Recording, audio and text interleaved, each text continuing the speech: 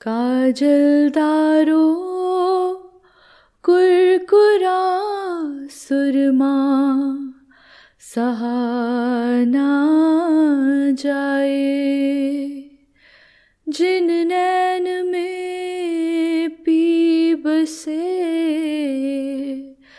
दूजा कौन समाए। बिछड़ते वक्त उन आँखों में थी हमारी गज़ल,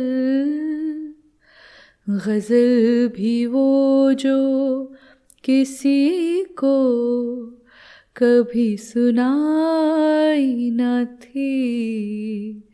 वो हम सफ़र था मगर उससे हम नवाई न थी, कि धूप छाँव का आलम रहा जुदाई न थी।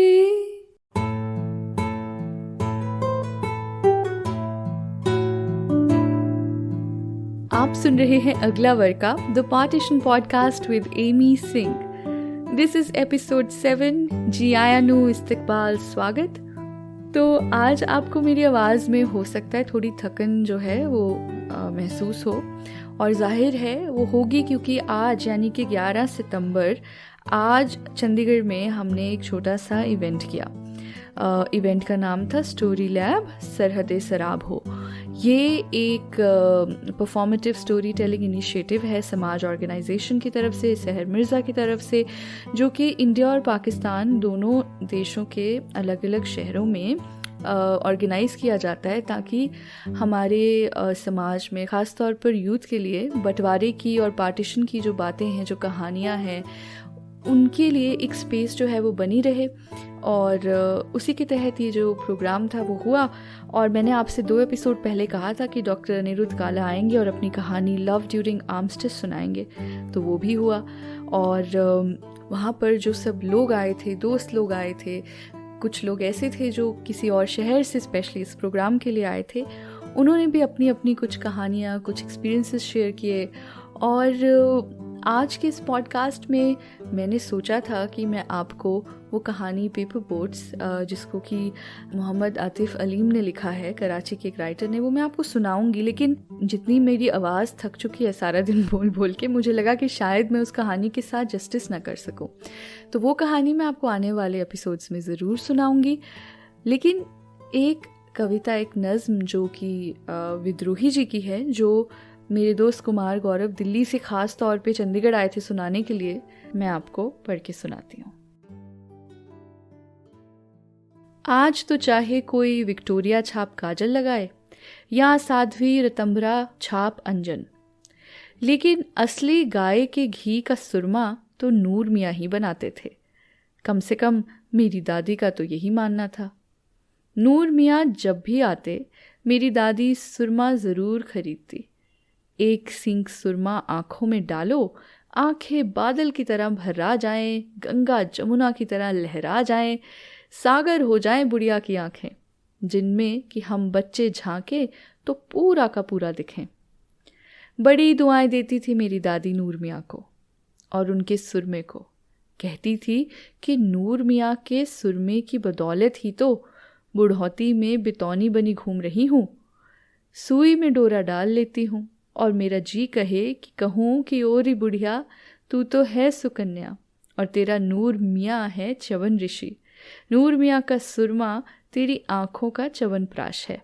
तेरी आँखें आँखें नहीं दीदा हैं। नूर मियाँ का सुरमा सिन्नी है, मलीदा है। और वही नूर मियाँ पाकिस्तान चले गए। क्यों चले गए पाकिस्तान नूर मियाँ? कहते हैं कि नूर मियाँ का कोई था ही नहीं यहाँ। तब क्या हम कोई नहीं थे नूर मियाँ के? नूर मियाँ क्यों चले गए पाकिस्तान? बिना हमको बताए, बिना हमारी दादी को बताए, नूर मियाँ क्यों चले गए पाकिस्तान? अब ना ही वो आंखें रही और ना वो सुरमे।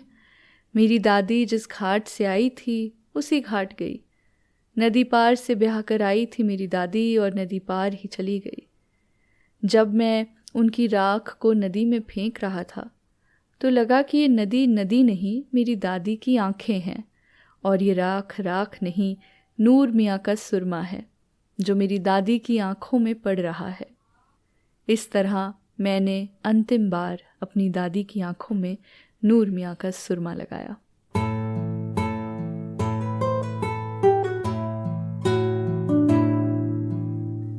बहुत बार ऐसा होता है कि जब मैं इस नज़्म को पढ़ती हूँ, मेरी आंखों के सामने जो इसके विजुअल्स बनते हैं, बहुत बार मैं पता नहीं क्यों रोने से लग जाती हूँ, मेरी आंखों में पानी आ जाता है।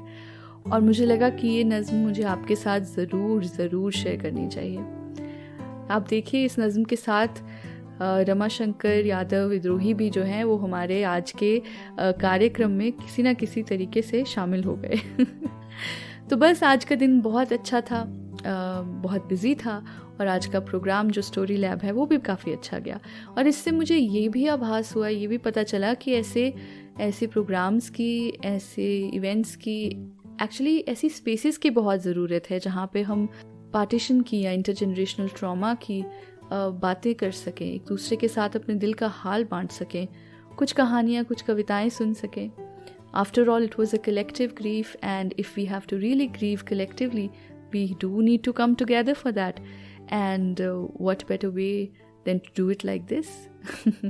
तो अगर आप आज चंडीगढ़ में आए थे और आज के कार्यक्रम का हिस्सा थे तो मैं आपकी तहे दिल से शुक्रगुजार हूँ। और अगर आज आप किसी भी कारण नहीं आ पाए तो आज के इवेंट का छोटा सा हिस्सा मैंने आपके लिए इस पॉडकास्ट में शामिल किया है रमाशंकर यादव विद्रोही जी की कविता के रूप में, और ये आप तक पहुंच जाए तो क्या बात है। आप सुन रहे थे Agla Varka, the partition podcast with Amy Singh. ये वो जगह है, वो खिड़की है जहां अपने अपनों से मिलते हैं, जहाँ सरहदें सराब होती हैं, जहाँ नई उम्मीद के नए पुल बनाए जाते हैं, जहाँ किताबे इश्क का अगला वर्का खोला जाता है।